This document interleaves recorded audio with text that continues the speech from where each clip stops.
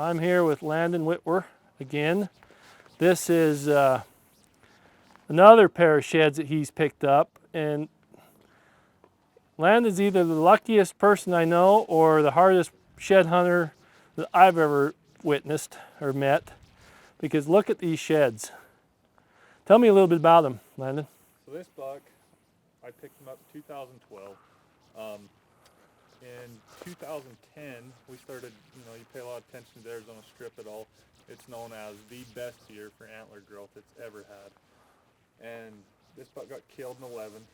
We were going through the Mule magazine, trying to pick a deer to look for.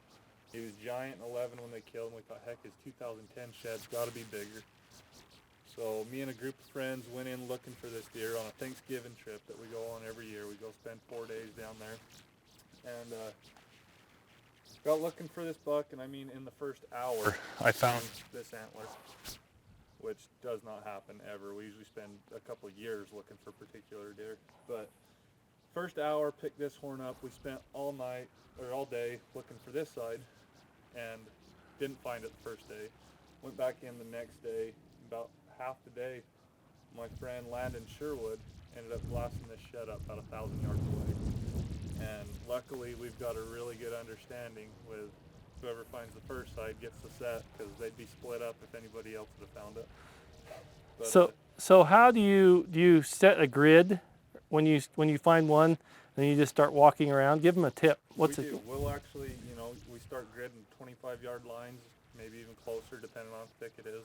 But just start covering every square inch of dirt there is, to where you can't miss it.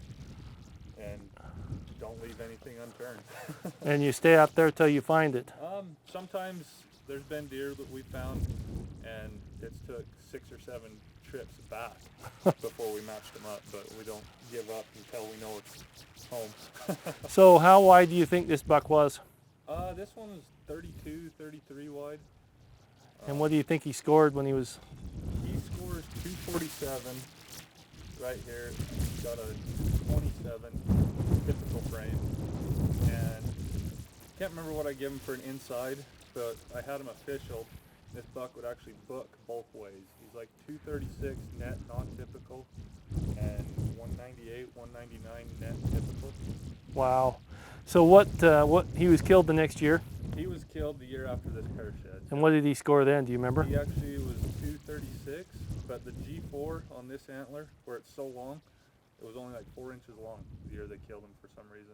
So he kind of regressed. So you probably got the prime year, yep. Probably 7 or 8 years old, and he started to digress the year after. This right horn that was so big was actually even a little bit bigger the year they killed him. No kidding. Yep.